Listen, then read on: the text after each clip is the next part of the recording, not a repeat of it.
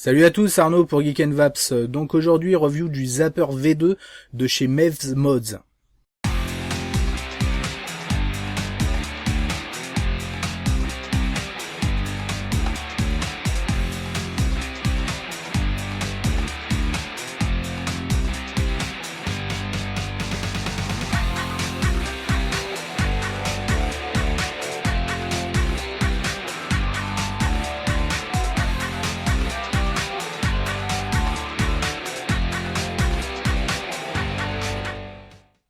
Donc le Zapper V2, qu'est-ce que c'est ?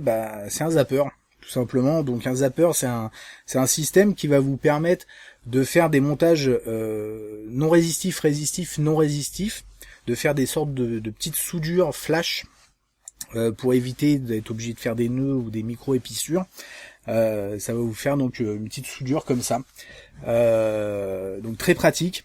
Donc celui-ci, le Zapper V2, est réalisé par Mevs Mods.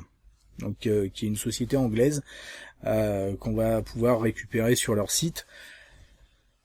Assez cher, frais de port inclus, vous allez en avoir pour 60 €. Donc clairement, il faut en avoir l'utilité, il faut avoir besoin de faire beaucoup de montage comme ça. Si vous avez Magoo, Diver, même pour vos résistances de Protank 2, ça marche très bien. Parce qu'il s'avère que vous pouvez le faire sans ce type de montage, mais vous allez assez rapidement cramer le joint de votre résistance. Avec un montage résistif non résistif, du coup vous n'allez pas cramer ce joint, et c'est assez pratique. Donc moi, entre le Sophia, l'Ibaron, le Diver V2, le Magoo, etc., j'ai beaucoup de montages de ce type-là. Donc c'est vrai que pour moi c'était assez intéressant. Donc du coup, un petit cadeau de Noël, hein. Et je fais que la vidéo maintenant. Mais voilà, donc assez pratique si vous avez beaucoup de montage à faire comme ça. On va regarder tout de suite le boîtier. Donc boîtier qui fait assez artisanal, hein, quelque part. Donc on va regarder tout de suite la mise en place des piles. Hein. On a 4 vis derrière, donc on dévisse les vis cruciformes. Hein. On va ouvrir le boîtier. Donc attention, on a un câble qui va relier les deux parties. Donc parce qu'il n'y a pas assez de place tout simplement. On va y découvrir donc un emplacement avec une pile 9 volts. Ça c'est pour l'alimentation de l'écran, et une pile type LR6 AA. Pour le zapper. Donc ces deux piles sont fournies, hein, quand même. Il faut juste les mettre en place à l'intérieur. Donc ce sera là que vous allez les placer, hein, tout simplement. On referme, on replace les vis. Voilà, tout simplement. On regarde de l'autre côté. Donc on a un large écran. Donc ça c'est pratique. On a 2 boutons rouges. Donc un plus à droite, un moins à gauche. Et un bouton on-off pour le système. On a en dessous 2 connecteurs qui vont vous permettre de mettre en place les systèmes de pince crocodile. Donc on a une première courte fixe, donc avec la pince crocodile au bout, et une seconde avec un câble pour pouvoir avoir un fil en place et puis avoir l'autre, pouvoir le rapprocher tout simplement. On verra ça après.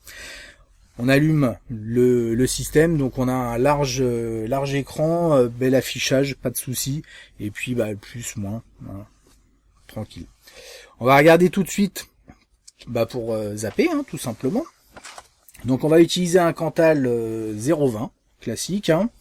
Donc vous allez pouvoir régler directement la longueur de votre Cantal pour pouvoir régler le type de résistance, le nombre de ohms que vous voulez. Donc ça c'est vraiment pratique, hein, il n'y a pas de perte. Donc vous venez placer ça dans la pince crocodile, hein, la fixe, assez proche, hein, à peine 5 mm pour pouvoir travailler. Si vous êtes trop loin, ça va pas faire effet. Et vous allez faire la même chose avec votre non résistif dans la pince crocodile mobile. Donc le principe, ça va être de superposer ces deux fils sur à peu près 1 mm pour pouvoir faire la soudure. Si vous venez en contact bout à bout, ça va pas être très efficace. Donc faut venir sur 1 mm pour que ça fonctionne bien.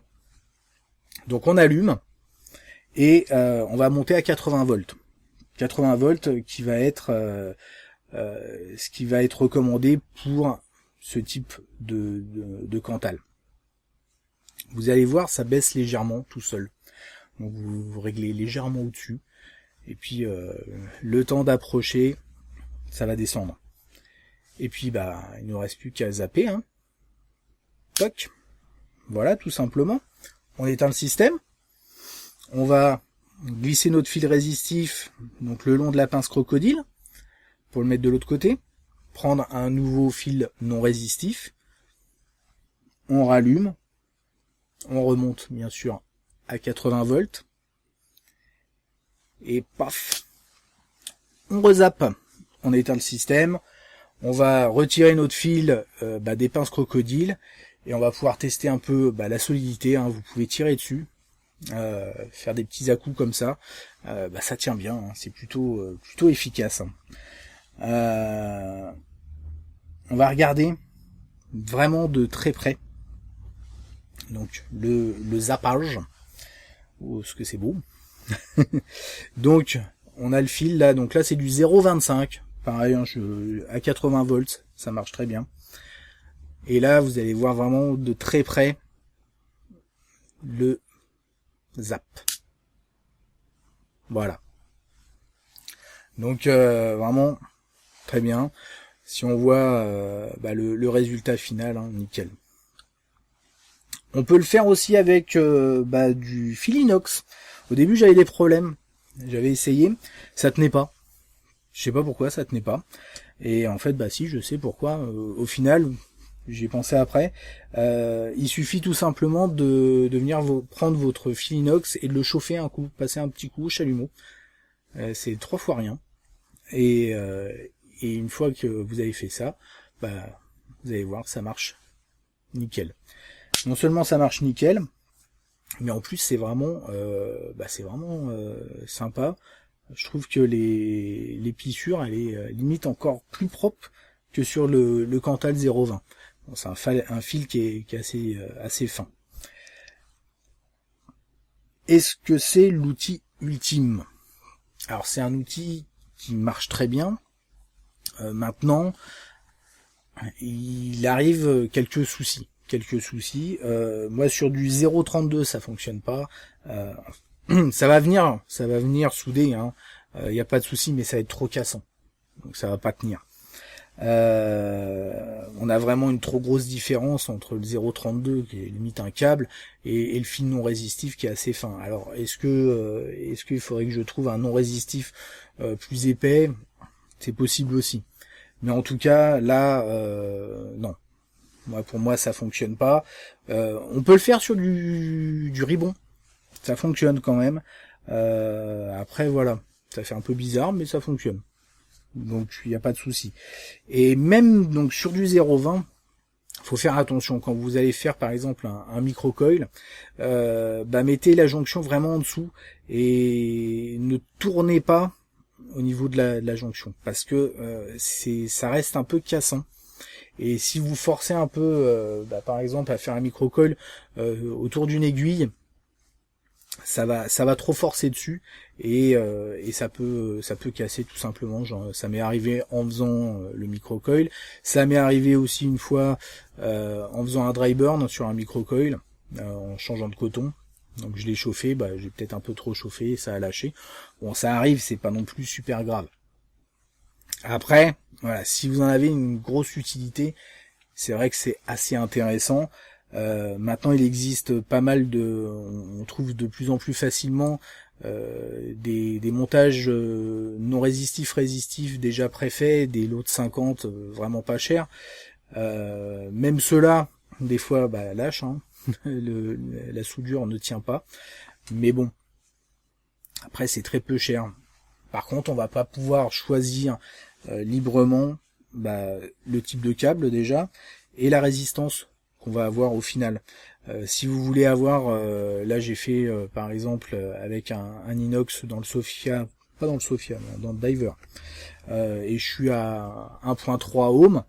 bon bah ça, du prémonté, ça va être un peu compliqué.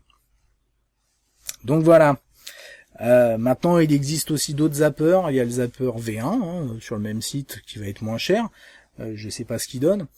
Et il y en a pas mal aussi qui bricolent un zapper à base de flash d'appareils photo jetables. Ça a l'air de fonctionner, pourquoi pas. Si vous êtes un peu bricoleur, il existe pas mal de tutos sur internet là-dessus. Ma foi, hein, tout est bon. Mais en tout cas, voilà, pour moi, clairement c'est très pratique. J'utilise très régulièrement, je me fais une séance, je vais préparer quelques fils à l'avance. Autre chose assez pratique aussi, comme vous allez couper la taille que vous voulez, vous allez aussi pouvoir plus facilement préparer qu'un système effectivement à épissure classique, préparer des résistances pour faire du dual coil.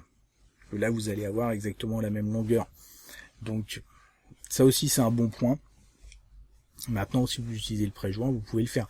Mais encore une fois, là, on trouve pas forcément facilement de tout. Si vous voulez pas être trop bas, parce que par exemple on trouve assez régulièrement des montages préfaits en 1,8 ohm, en dual coil on tombe à 0,9. Ça va pas forcément fonctionner si vous êtes sur un électro, ça va être un peu compliqué ou quoi aux caisses. On n'a pas forcément envie de tomber sur du sub-ohm en double coil. Voilà. Donc un bon petit truc quand même. On a fait le tour. Donc on se retrouve très rapidement pour de nouvelles aventures. Merci d'avoir regardé cette vidéo. On n'oublie toujours pas d'aller signer le manifeste de l'FV. On le dit toujours.